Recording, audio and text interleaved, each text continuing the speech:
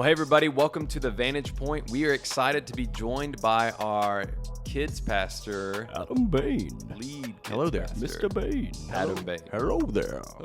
You probably get that a lot, Adam. I do. All the Bayne. Mr. Bayne. Mr. Bayne. Anyway, so today we're just going to kind of catch us up on who Adam is, what's his interest. And Adam, he's served in some pretty unique roles. He's the lead kids pastor here, but he's also served over all of Next Gen. He's been a school teacher, just has a ton of experience and wisdom in student and kids ministries. And so we just want to pick his brain a little bit, but most importantly, get to know about him. So Adam, introduce yourself. Hello, I am Adam Bayne, and I'm glad to be here, guys. It's good to have you. We're glad bro. to have you. This In, is in the yeah. Tennessee shirt, which Yeah, is yeah. Go Big Orange. So let's go ahead and get that out of the way. Yeah, We're no, gonna I offend think about it is half the okay for listeners. you to wear Tennessee. I've said this before. Even in Lexington, you should rep your team and be proud of it. Yes, and I took a while to kind of keep this on the DL, and I think it's time for me to start wearing some apparel. Now I must say this, and Brody and I were talking about this a little while ago. See, am I a Tennessee fan? Absolutely, but I'm a lame fan. Yeah. Like, I'm not hardcore. I have two older brothers. They're hardcore, right? Sports, I like sports. Not crazy about sports. I like it, But if you were to talk to me about the Vols and really get into the nitty gritty, you'd lose me. Like hearing from Brody, he knows like stats. I mean, Yeah, but Brody can be dissuaded too. Like he just Whoa, sometimes he whoa. thinks people are the greatest, and then he comes back like 6 months later. He's like, "That guy was awful."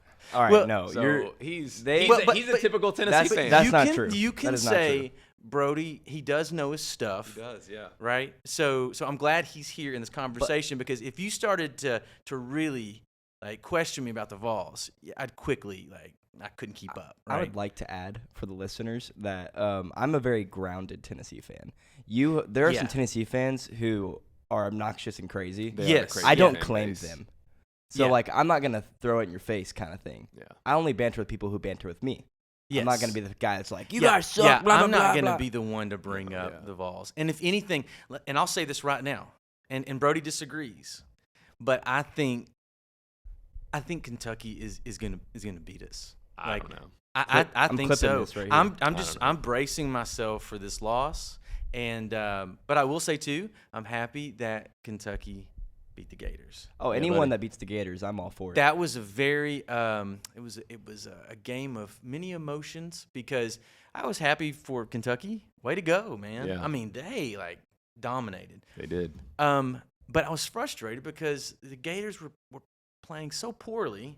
And it was just like, well, why didn't they play that way for us? Well, you got to Because, remember man, they weren't they in the were on swamp. fire. They were on fire with us. They played so well. Yeah. But they were at home. They were, I will they were say, in the swamp. there's a reason Tennessee hasn't won in 21 years in the swamp. I'll be, Kentucky has. I'll be It's curious. not the same rivalry. I'll be curious to see how they play in the swamp on their next game. Like if it, because you got to remember they didn't play Utah in the swamp. Anyway, this is not what this is about. Yeah, I'm but sorry. But we did get this out of the way. we did. Go Vols. And I'm but hey, sitting in between go two Wildcats. volunteers. Yeah. Hey, do the thing. So, Do the thing. So yeah, I mean, a little bit about my history. I did start out in education. I was a teacher for a few years. I taught 4th grade. I loved it. It was a lot of fun. I thought that's what I was going to do for the rest of my life, was just be a school teacher, and I'd be happy with that, right?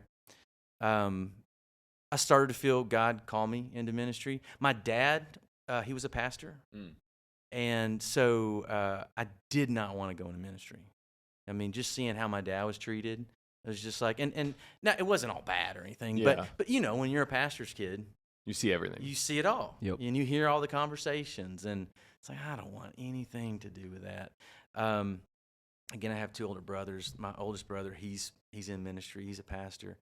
And so one day after my 3rd year of teaching, he calls me up, and he's in Clarksville, Tennessee. And he's at a church called Grace Community Church. And he's like, hey, man, we're looking for a kids pastor. And at that moment, I was like thinking about going into ministry. I was active at my church. I didn't really know exactly what I wanted to do, which is odd, because you would think just naturally I would go into kids ministry. But all that was kind of new to me because I was resisting the call to ministry for so long. And so I went out to Clarksville to check out their church, and I was like, oh, this was crazy. I mean, just the way they were doing things. They were in schools, and so that was foreign to me. I mean, this was back in the day. So this was like back when, because I've been in ministry for 14, 15 years, something like that. So this was like 14, 15 years ago. The idea of a church meeting in a school was kind of newer, kind of fresh. This was when North Point was just they were huge, and their philosophies were kind of taking hold everywhere. Mm-hmm. So this less is more philosophy and all these different ways of doing things, I got to see it in action. So when I went to check out Grace, I saw a kids ministry that was already healthy. It was thriving. And Ron Edmondson, that's where he launched Grace Community Church. He and Chad Rowland, they were co-pastors. And so I was just kind of floored with the experience. I can remember one of the selling points for me that was just like, are you serious?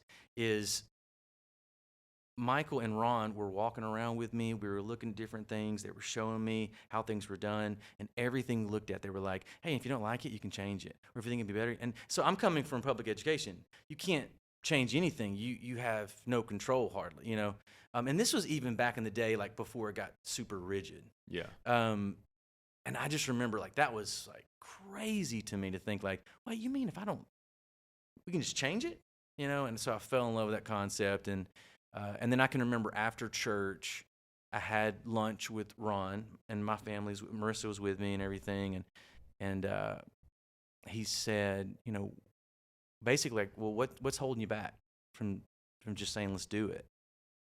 And I really didn't have an answer. I was just kind of like, I don't know. And he was just like, just take the risk, take the leap. And I was just like, okay. So like I left there, and of course we prayed about it and thought through it and had many conversations. And the crazy thing is, the final thing that happened that was like, oh, this is right for us to go into ministry. So Marissa, and she would talk about this to anybody. So she had like really strong anxiety when it comes to going to new places.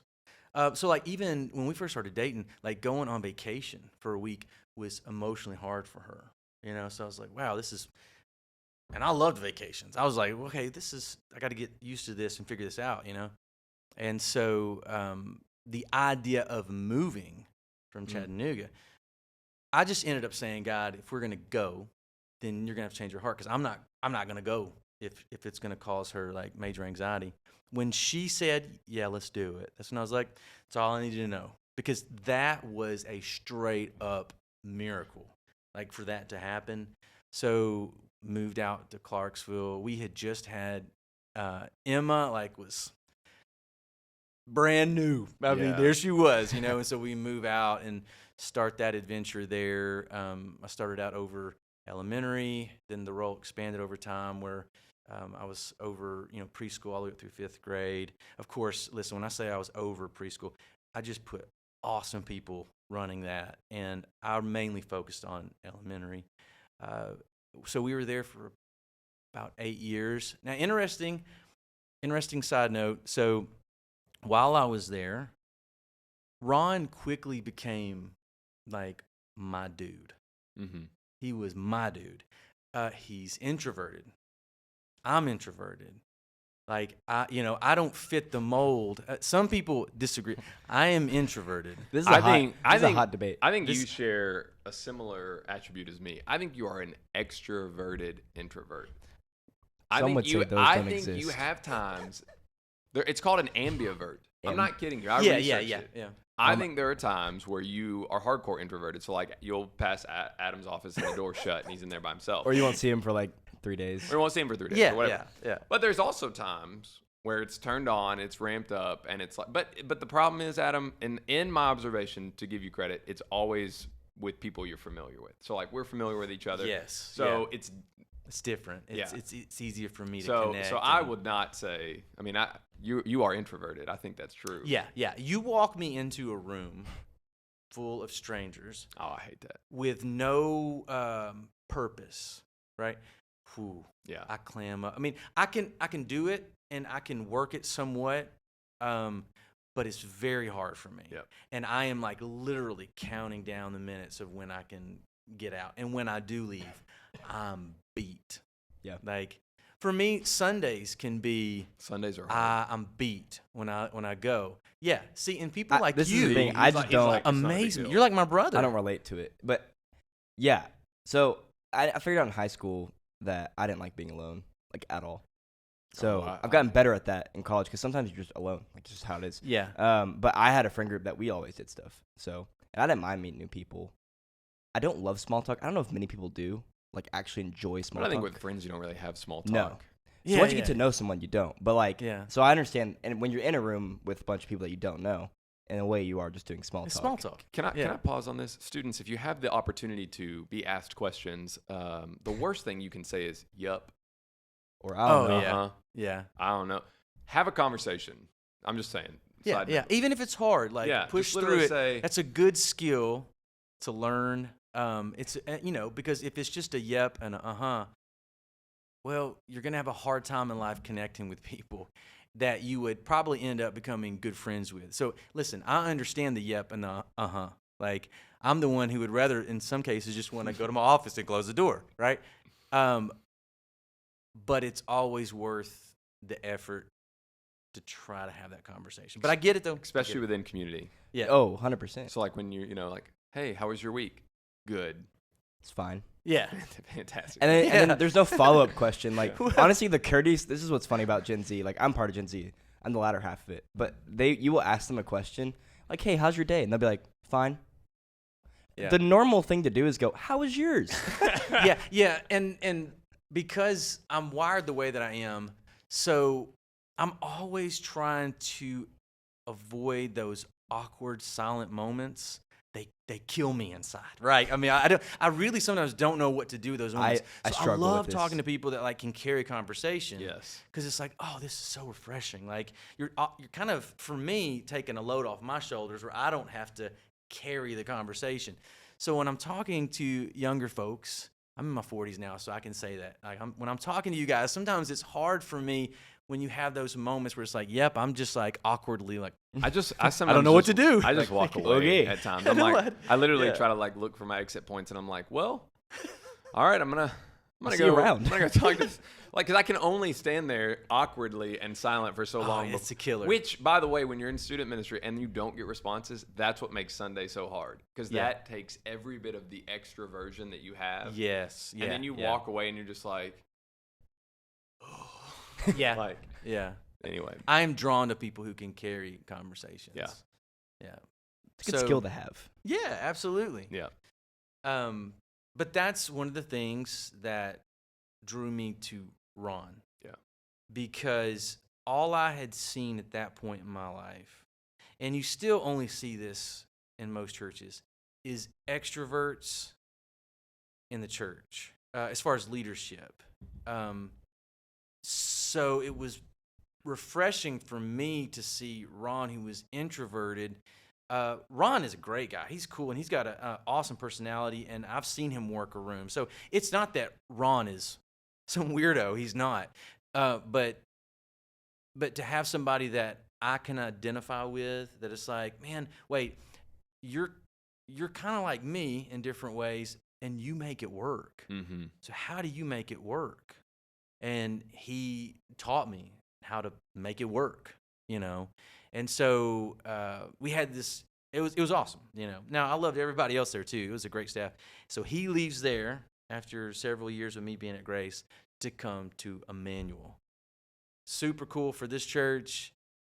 That was a struggle for me. Like now, I ended up working out great because again, it was a great staff, But so I was at Grace, I was at Grace for a little while longer, and then we eventually moved back to Chattanooga, and that's where I started out as a kids pastor, and I was over preschool, and then the role expanded for about a year and a half of being a next gen pastor. quickly learned that's not my cup of tea. Yeah. Like, you know, and I did the best I could, but I really started missing just having a focus again. So then God brought us here, and it was like, wow, I get to work with Ron again. This is crazy. It's a great staff, and there were two things I was excited about: getting to work with Ron again, and getting to just focus on kids, men. I'm just at a season in my life where I just want to focus on that, and I'm happy with it. I'm fine with it. I don't really want anything else. Yeah. This is my lane, and it's kind of cool because there's something with sticking with something. There was a lot of moments over these past 14, 15 years that I've thought, I want to get out. Yeah. I want to try something else. And I'm glad I didn't, because there is something really cool to sticking with it, getting the experience, hopefully getting a little more mature, getting more comfortable with yourself. And so this is fun for me right now. Yeah. I'm just in my lane. I'm doing my thing. And so I'm here, and it's fun. Well, we're glad you're here. Well, Yeah, thank We you. think you do a great job, bro. Thank you. Thank you. So from what Appreciate we it. Onlookers do. Kidsman's rocking. Kidsman is rocking. So tell me, Adam, what do you like to do, bro? Like, obviously, these people don't know what our Wednesday lunch ritual is, but Oh, you yeah, kind of yeah. divulge kind of even where that started, and why are you shaking your head now? Nerds. Yeah, Go ahead. nerds. Go ahead. First off, I'm just, I can remember I was interviewing somebody at my last church for a youth pastor position. And there was this young guy that was interviewing, super cool dude, man. He was awesome. And I was asking him, like, so what do you like to do? Like, what are you into? And he was naming off all this stuff. And then he was like, so what do you like to do? And I was like, well, I was like, dude, I'm really boring, man. I'm not really like into like I like being with my family. Like I'm obsessed with my family. Like they bring me energy. I get more out of it than they do, but every day they're first. Yeah. I try to do that. Like every day they're first. Like literally, and you know this about me. Like I will jam pack. I'm a scheduler, so I'm scheduling everything out. I do that because I want to try to get as much done so that I can just go home and be with my family. Yeah. Like, and that's my goal every day, just to get home, disconnect, and just be with them. So just hanging out with my family, and we're a bunch of homebodies. Yeah. We just love being at home, like, and just being together. Now I say that, and then if you popped in, you'd see everybody on their different tablets, and you know what I mean? But it's just fun just kind of being together. Now, outside of that, I like music. I play guitar, not very well, but growing up, as a kid, I played baseball and basketball and stuff like that, but I didn't like practice, man. Like, I couldn't stand it. In third grade, I learned guitar. And then my cousins, they played. Actually, like, my uncle, he plays guitar. And so there's a lot of musicians in my family. So we ended up putting a band together. So all through, like, middle school and high school, I was in rock bands and stuff, and we would play I did different not know parties. that. Yeah. Did you have long hair, Adam? Were you rocking? Oh, I that? did, man. I was grunge. I was alternative. This was Nirvana. Sick. Yeah, you Can we get a picture Can we of get that? some pictures? Oh of man, that? the We pictures. Can I put I'm a gonna picture try to keep on them the hidden. podcast? Are they on actually? Facebook? I don't think so, but you could probably ask Marissa, I'm and gonna she do would some dig digging. up some we're dirt. doing that. It's horrible. Like, I mean, because this was like Nirvana and all those bands, and I was Yeah, like, you were- I was full into it. You're Like, trying to embody Kurt Cobain. That was my thing. Adam Bon Yeah. Jovi. Adam Man. Yeah. Adam Cobain. So yeah. And so I like to play guitar. I like to just come up with different ideas for songs and everything that just I keep within. I don't ever really share them with anybody else, but Yeah, we don't get any bolos out of you. no. I like to hike. I really enjoy hiking when I can. That's not happening too much these days. Yeah. But and then my obsession right now is Star Wars. So Star Wars is my ultimate obsession. And so every Wednesday, Jake and I have a lunch where we watch Ahsoka because it comes out on Tuesday nights. And sometimes we cheat and we watch it, but I think we're old enough to the point where, honestly, we fall asleep Yeah. and we just can't stay awake for it. so we have to watch it. because but it it's comes been out fun. because it comes out at like 9:40 or something like that. And that's late. And for that's us. Yo, when we were in, so when Mandalorian was coming out, it would come out like 2 a.m. in College Station because it was coming out at like midnight for the West Yeah. Coast, or like 3 a.m. My friends would stay up and watch it. I can't do no, that. I can't do that. Now, in college, man, I couldn't either. could pull like an all-nighter. I worked at FedEx for a while, Yep. and I worked third shift, and I could go to school the next day. Yep. Dude, by like 8 8 o'clock, my body's already like, get ready, buddy, Well, do because you lay- you're starting to shut down. Do you lay down with Drew at all? Oh yeah, yeah. So I lay like, down we're with laying Judah, down with the kids, and And I'm everything. like, I'm done. Like Oh, I dude. better be showered. I better have my teeth brushed Yeah. because there is a good chance that I am KO'd. yeah. Oh And man, Rachel's it hits me coming every in time. and saying, "Hey, Wake need to up. come to bed." Yeah, that's every night for me. And so, but yeah, we enjoy Ahsoka. I love Star Wars. The funny thing is, like, that growing up, I wasn't into Star Wars. And I think this is why, see, Brody is not into Star Wars, and I'll let you elaborate more on that. So I've tried. And I get this. I genuinely have I tried. get that, yeah. And I remember my family, we like to do movie marathons. We love the movies. So I've grown up, like, gone to the movies, watched a ton of movies. Ask Jake, like, we'll talk about it sometimes. Like, I love them. We had realized that none of us had really we had seen some Star Wars growing up. We had never watched them all the way through. So my parents were like, one summer, I think it was in high school, they were like, we're sitting down. It was before The Force Awakens came out. They were like, we're going to watch Such a good movie. all of them. Adam's favorite, by the way. I actually did enjoy Force Awakens. I really did. Wait, I hold on. That's not your favorite. listen, Yours- no, Rogue no. One is your Rogue favorite. One is my That's right. That's favorite. right. Oh, Rogue Rogue One's One. my Yeah. favorite. So, okay. But I like them all. I like it. So, okay, I'm not a Star Wars fan. I don't know Yeah. the lore. I'm just going into it completely open-minded, kind of like I did Harry Potter, and then I ended up falling in love with Harry Potter. It was amazing. Yeah. So then exactly. We watched all the prequels, everything, and I'm like, okay, this was great. Like, genuinely, I enjoyed the original saga. Mm-hmm. Went to go see Force Awakens. Started off. So wait, and you in my like Phantom opinion, of the Menace and all that too? it was okay. All right. Those were 'Cause- struggle. Like okay, Jar Jar 'cause- Binks I didn't care for him. You know. Yeah, I get it. But I get what it. I'm I saying get is it. like He said no like Jar Jar. it was worth getting through the prequels to understand, because we watched them in. I feel like we watched them in order, and then, but I've heard it's better to do 4, 5, 6, 1, 2, 3. But I don't know. Who cares? We watched them in order, and once you get to A New Hope and you start doing those movies, you're like, oh, I understand. This is Yeah, cool. it was great. So I'm in. I'm like, yeah, great. I love Star Wars. It's gonna be great. Goes to The Force Awakens. I thought it was good. I thought it was a good setup. I was like, okay, let's see what happens. Second movie comes out. Sucked. Like, I hated it. I did not enjoy it one bit. I didn't understand the writing. I don't like the way they portrayed Luke. There was like, a different director and everything. There was a whole they totally big, switched up. And Yeah. and there's actually interviews of him saying that he, like, on purpose went against the lore to make Star Wars fans, like, angry in a way, or like change stuff. Like, he was like, I'm trying to push the limits. There was and there was. I'm not saying I agree with this or I don't, but there was also, like, people were saying there was like a woke agenda with it and everything too. And but yeah, there was a lot of people that dissed on so that movie. my like, friends, and I get that too. Like, we were all the same way. So then after that, I had a bad taste in my mouth. The shows, I think, started coming out. No, sorry. I think the final movie came out before the shows, because they released Rogue One. Rogue One was good. I was like, okay, great, Rogue One, awesome. it's amazing. I go and see the third one, and again, I'm just like, I feel like they're trying to fix whatever the second one broke. Well, that's exactly what they did. Those other two were just trying to fix changing of the guard and how these different agendas played into it.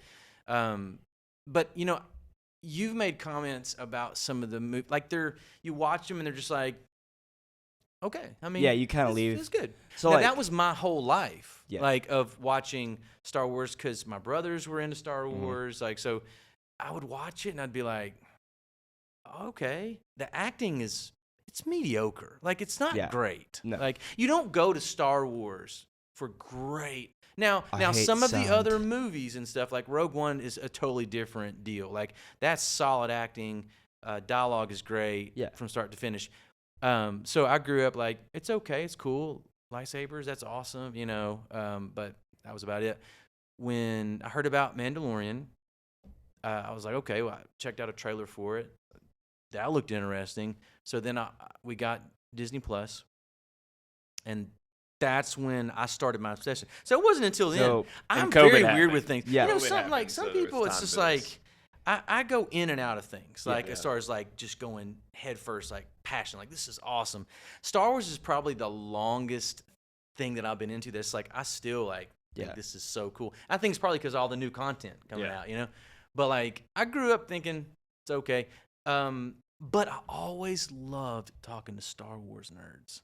Yeah, they know way even more. even when I was like when I didn't care about Star Wars, I wasn't into it, but I loved. And there was this guy at my last church, Jordan, who is there's no one that I've ever talked to has more knowledge than this dude, and he just educated me on all this background information. So all that was happening, and then I watched all the movies in order, and then from there on, it's like So- hooked. And the cartoon, I've seen all Yeah. the cartoons. I've seen it all.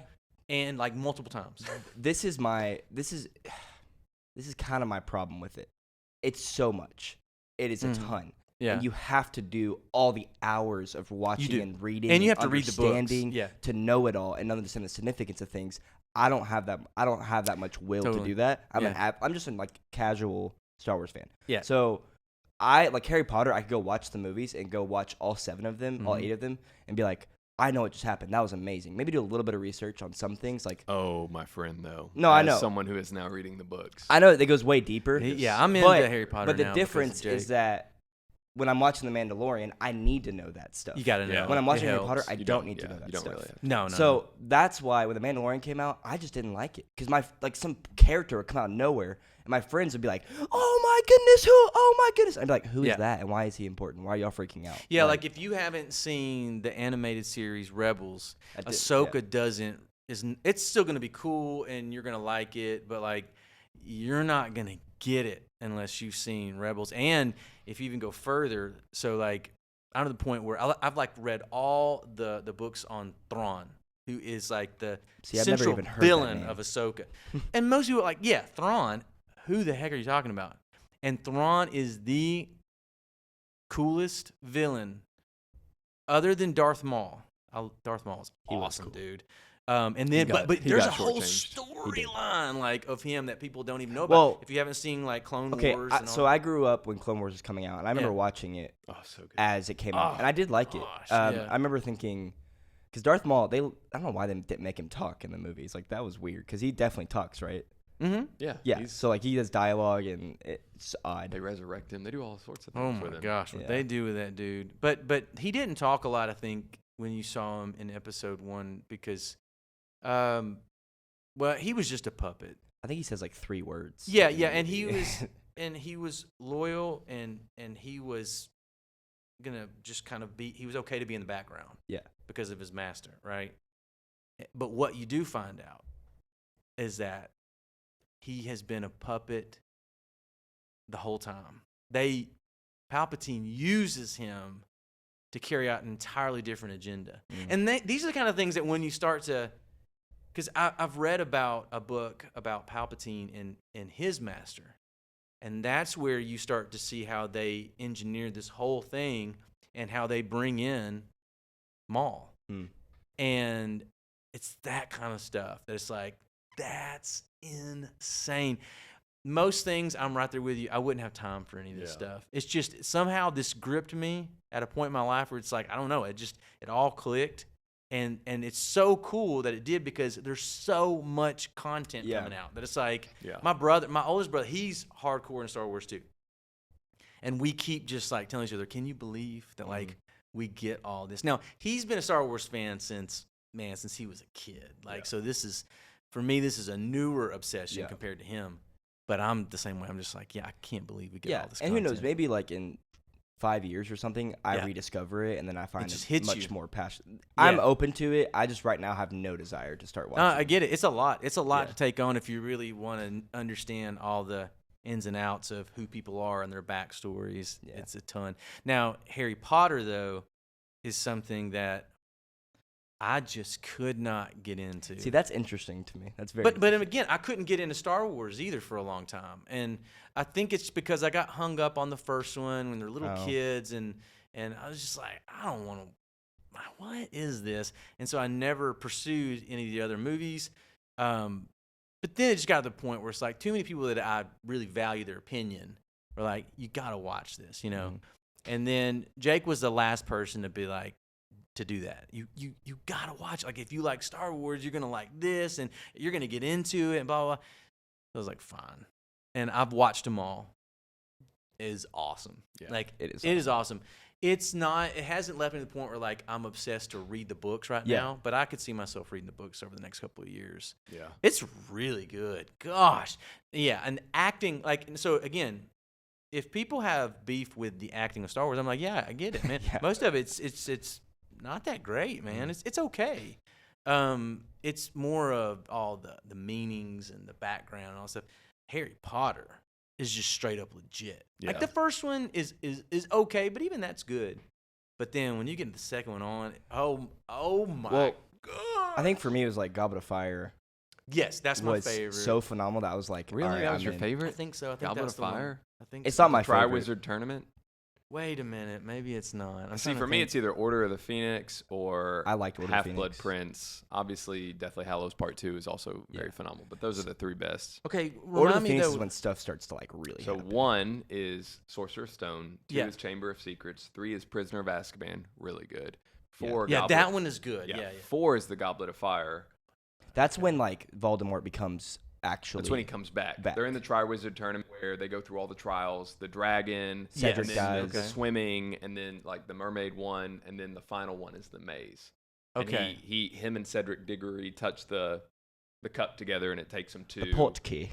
Yeah, they touch the port key, and it takes them to It's the. hard for me to pick like because it just kept getting Well, and you watched so it. intense. Correct. You I watched binged. it. I binged. You I binged. just, so like- that's a really hard thing to separate. I watched them as they came out for the most part. So I saw the final 2 movies in theaters. Yeah.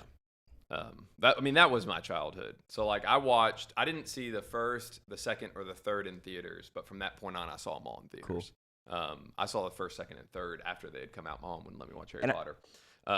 She changed her mind. That took a while for people. So, but anyway, yeah, I mean, they are phenomenal, and the acting is great. For me, I just love Order of the Phoenix, which ends with Sirius Black dying. I think that. that was hard to watch. And then I think, That's when all this stuff starts to happen with like Dumbledore and Snape and like the Ministry. everything. It just all starts to It's when crescendo. you learn about why. See, now it's hard for me because I've been trying to watch the movies after I read the book, but I can't stay awake. Yeah, because I can only watch them at night. Yeah. So I don't know if the movie and the books are so much more detailed. Yeah. Especially when it comes to the Goblet of Fire. They're Once that intimidating to even look at. They're just, I know. mean, I know it's big, So- it's so large I've- print and stuff, but Yeah. it's like I've been doing it's audiobooks. Yeah. And like I've already through. So when did I start? You Already started about like maybe. 2-3 weeks ago. Yeah, dude. You And haven't I'm been doing that long. already in the Half-Blood Prince, which means I only have one other book. I have 2. I'm on this is the second to the last book. And then I'll read the final book probably next week sometime. It's good. I'm glad I listened to you, and I'm glad I So, just watched. I did it. I will I'm in. say that the difference from watching it in your experience in the theaters. So in between part 1 and part 2, Deathly Hallows, we had to wait like 3 years, like 2 or 3 years. It's crazy. So like Harry Potter dies, or not? Does he die at the No, Dumbledore. no. Who dies at the end of Dumbledore. Part 1. Part 1, Dobby dies. Dobby dies. Voldemort has the Elder Wand. Huge. So you're spoiler like, alerts, by the way. yeah, Huge Oh, spoiler yeah, alerts. We'll tag this. That's how it ends. Part 1 ends Yeah. with the tomb opening. And yeah. him He gets the getting Elder Wand, and you're like, crap. And y'all Like- need to label this podcast spoiler. Hard. Yeah. Yeah, like for we real. will spoil you. Yeah. Yeah. So if Which you're, that could be a whole nother dude. When we start talking about Harry Potter, that could be a whole nother podcast. oh, I for me, know. 'cause You can't go too into it probably. Every fall, I rewatch the movies typically. This is the first fall where I'm not really in seminary, and I decided, I'm going to read the books for once. And the first one, the second one are pretty much just like the movie. There's a couple small details that you catch on, and you're like, Yeah. oh, I didn't realize that. Third one, you get to know the backstory of Remus, Mooney, The Marauders. the Marauders, like Yeah. Wormtail, all those people. After that, you're in a whole new world. The movies just they couldn't go in depth because it's a 1,000-page book. Like Yeah. you can't go in depth. So It's fascinating. it's like, so and, many and where I'm details, so many listening to parts. it and reading Yeah. it, So I don't see how she came up. It's just yeah, crazy. it's crazy. So But that's the way I feel about Star Wars. Well, It's yeah, like, it's George just crazy. Lucas, you're This like, is how- nuts. How did you do this? well, and see, Star Wars is now changing to where And Dave not- Filoni's not the same way. everyone's- I mean, it's like, how do you do this? How Yeah. are you building on this like that? It's crazy how it all connects and builds up and everything. That's a part of the attraction to me. Is Yeah. that kind of stuff? It's well, it's like, storytelling. It's good the gravy. creativity of the human mind. And yeah, like even when we talk about the Horcruxes, like how do you even I or no, I have no Horcruxes, idea how you. how do come you up with figure that out? Like how do you? Well, I was even thinking about like, the name of like spells. I would be terrible. That'd be like By the way, yeah. I'd be like abracadabra I or want to show you something. oh he's gonna. Yeah, I know. Like the name. Hey Siri, Lumos. See that? Turns his Wow. flashlight on. That is awesome. Hey Siri, Knox. Great. Wow. Are you ready? Stop. That's Siri. Hey Siri, Osseo Spotify. Oh, I don't know if it did it. Hold on. It's my watch is picking everything up. Well, That's anyway, crazy. It'll open up. Osseo Spotify. For a Harry Potter nerd, this is like Golly. So like yeah, you can control your phone. Yeah, with if Harry you're Potter. not into Star Wars or Harry Potter, this is the gonna be- worst. This is an awful section. Sorry, guys. Which we can. hey, we got some sports in there at the beginning. We There you did. go, We got there some you go. sports in there. We did. We'll pivot hard on this and we'll wrap this thing up because we can cut some of that out. But as someone who's been involved in family ministry, I'm just going to ask, what's like your biggest nugget? And I want you to specifically speak to parents because I think one of the things that you said that really stuck out to me is how you want to be with your kids. I think sometimes the temptation for parents is to, I need to break for my kids. I need to get away. I need to take a trip, which that's healthy, and you can do that if you want to. But like, what's the biggest piece of advice that you would give a parent, and a student listening would hear that too? If like, hey guys, like this is what in my life scene and my wisdom, I've got a teenage daughter, I've got a 4-year-old son. Like, this is where the Lord's really brought light into my life. Yeah. I'm gonna focus So on one this. thing I was talking to Marissa about this just last night because Emma went out with she's a freshman in high school now, and she went out with her friends and we got a picture of them all out having fun. And so Marissa texted me and she's like, "Hey, look at them! I'm so proud of Emma." And because this is her first year at a new school, and she's like, "I'm happy for her, but I'm sad at the same time." Yeah. Like it's like 'cause it's just going by so fast. And those moments have hit me and everything. So I started thinking about that, and so we were when I finally got home, we were talking about it. It's like, the deal is, I understand the sad part, I get it, but we've given every ounce to her of who we are. Like, I've enjoyed every single, and I'm still just enjoying like every single moment. And let me say this: I'm not saying this because like, oh, I'm just such a great parent. This is selfish. Like I just, these are my people. Like these are my people. Like I love them so much. So this is more selfish than anything else. But like I can't. There's no way I can look back at raising Emma and even so far with Ava, who's 9, and then with Drew, that I can't imagine. I couldn't give them more. Like I gave them everything that I have, and I loved every second of it. And so it's like it helps, I think, somewhat with some of these transitions of, okay, so she's getting older, and man, we just got a few more years, and she's not gonna be in high school. Like, what's happening, And it's almost like, yep, that's thumbs up, and I enjoyed every second, and that's what I want for my kids. That's what I want for Drew and Ava too. Is I just want to give them everything, so when I look back, I don't have the regret of like, man, I shouldn't have put my job first, or Now again, there's also this balance of You can't be the Bluey dad. This is partial. Yeah, like that doesn't exist as much as you'd want it to. Bluey, number one. Bluey is awesome, dude. Like if you've never seen Bluey, that is a great Brady show. doesn't understand 'cause whether he you doesn't have have kids or kids, not. but- Like, and if you do have young ones, you need to get them on the Bluey track now because it's fun for parents. to watch. But just be aware of the expectations that are Oh going to be man, set. you'll never be able to live up to it. You will. It's Bluey's like, parents It's are- crazy. It's insane. This is Nobody's another thing perfect. too that I got to be careful of when I'm talking to other. Like, there's nothing wrong with parents wanting a break, wanting some space, Yeah. all that kind of stuff. That's healthy and all that. But the rhythm of my family and the way that Marissa and I are wired, we're just we don't really want too many breaks. That's how Rachel and I are. And as well. we don't want vacation. But at the same time, there's nothing wrong No. with the other end too. I would just encourage parents, no matter how old your child is,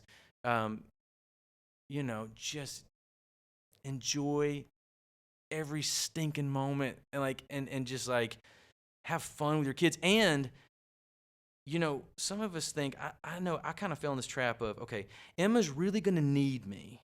She's really gonna need me up until about maybe middle school, and then it's me kind of starting that journey of starting to pull back, and that's not true. They actually need you more in middle school and high school more than they needed you in elementary school. They need you more now. You're gonna face resistance because that's just natural, and that's okay. Don't get your feelings hurt. But they need you more. So it's not a matter of now I'm starting to let go.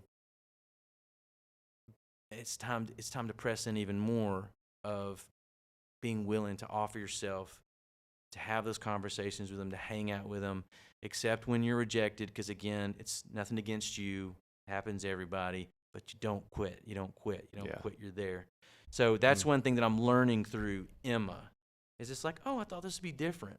I thought I'd be like, okay, you can start doing your own thing now. And some of that happens, and you want that to happen, right? But I don't know if that makes sense. Does No, that it make makes sense? I think that's great advice. I think that's the reality. And I think a lot of parents fall into that trap of, as my kids get older, they need me less. But the reality is, and I heard this said, and it's going to be I hate colloquialisms, but it's going to be a colloquialisms. People will always say, like, in regards to sending your kids to school, like, they're the missionaries in the school. And I heard it said one time, and this was so true, they're not missionaries. They're your mission field. As a parent, your kids are your mission field. And, like, until they reach 18, and even after they're 18, but, like, then they can really, they're on their own if they want to be. But until then, they need you, and you've got to be involved. You got to know their friends. You got to know their likes, their dislikes. You got to deal with that rejection and push through it, because even they're saying they don't need you, they absolutely do. Yeah, and they really they want want it. you. Because I can remember as a kid, and listen, when I was younger, when I got in the middle and high school, I was completely wild, off the rails wild. And Grunge days, long hair. I fully embraced it. Yeah. Right, and then we'll stop with that. But like, I fully embraced all that, and so like, I can remember rejecting my parents. Yeah. But down deep inside, I wanted my parents. Yep. But it was just hard for me to get to. Mm-hmm. And thankfully, my parents never gave up on me. But the Thank beauty- God, But I wanted them. I did. I can remember that. I think the beauty is, as you reflect, and parents, I would just encourage you, man, reflect on your own life. Now you reflect on it, you're like, man, I wanted that. Mm-hmm. I may have not known it at the time, but I wanted that. And that's the beauty. Like, how sweet of a testimony it is to say, I pushed back on my parents, but they didn't stop. They didn't quit. They came after me. And now that I look back, man, I'm so glad they did. Yeah. Yeah, I mean, we talked about it in our pornography podcast like forever ago. Yeah. The role that my dad played for me in high school, no one else could play that role. Yeah. No one. I mean, God. But like, the rejection that I felt, or like against myself, my dad was able to walk me through that and shepherd me through that to biblical manhood and biblical purity. And I don't think that would have been as powerful if he was like, well, that stinks, son. Like, sorry, you need to go to church and ask a pastor. Yeah. Instead, he was like, no, I'm going to fight with you. Like, Yeah. I'm going to get in the trenches with you. Mm-hmm. And I think that we're seeing, because of a generation that grew up with parents who were either domineering or not there, we're seeing a weird switch with parenting where they're almost like, I don't want to force my kids to do anything. I don't want to talk to them about those things. Like, pastors' kids don't come to stuff because they're like, oh, I don't want to offend them with the Bible. I don't want them to be like I was. But in a way, that is almost more hurtful to just be off of it, you know, in my opinion, than to shepherd your kids into the Word of God and show them what it means to live that way. And they need it more than ever, not to get fully into the conversation we had yesterday about the culture. But, I mean, yeah, it's obvious, man. We are under attack like never before. This is crazy. Philippians this 2, is we are in a crazy. twisted and crooked generation. You know, and you know, for us to stand on the Word, we're bigots. Yeah. And they're students, elementary kids, they're feeling the pressure. And we've got to walk with them. We have to be willing as parents to have authentic conversations. Your kids during this time, need a safe place to ask questions about gender identity, about certain sins in their lives, about what they're seeing on media, a lot of lies that they're catching all over the place, the flack that they're getting, the feeling that they want to hide who they are in Christ because they don't want to be rejected. Like, they need a safe place to be able to process these things. And you don't have to know all the answers. It's actually really cool when you can have a conversation with your kid and you're both like, I don't really know what the answer is, but we'll find out together. But just even to admit to them, like, you're in process too. Yeah. Because adults are trying to figure out what's going on in the culture and how to handle it and how to react, and just as much as they are. And they need to see that, because when I was a kid, I thought at a certain point, when I got to a certain age and I was an adult, I would have it figured out. Like, I wouldn't be in process anymore. Like, and of course, that never happens. And I think kids need to see their parents living out a messy faith, because it's messy and it's hard. Be authentic about their setbacks. Be authentic about, man, I don't know. Yeah. I don't know how to, like, love on people who hate my guts and stand against me at every turn of what I believe. That's hard. It's easy to talk about when you're in a church, but when you're out there and you're seeing them face to face, and how do you work through that? I just think they need to know they're not the only ones. Yeah. That's dealing with it, and who better to hear that from than your parents? You know. So yeah. Well, Adam, thanks, bro. Thanks for joining us. Thanks for hanging out. This has been the Vantage Point. We are excited to get this one back up, get to know Adam a little bit, and hear about our nerdiness. Yes. So, thanks for having us. Hey, guys, we'll catch you next time. Have a great day.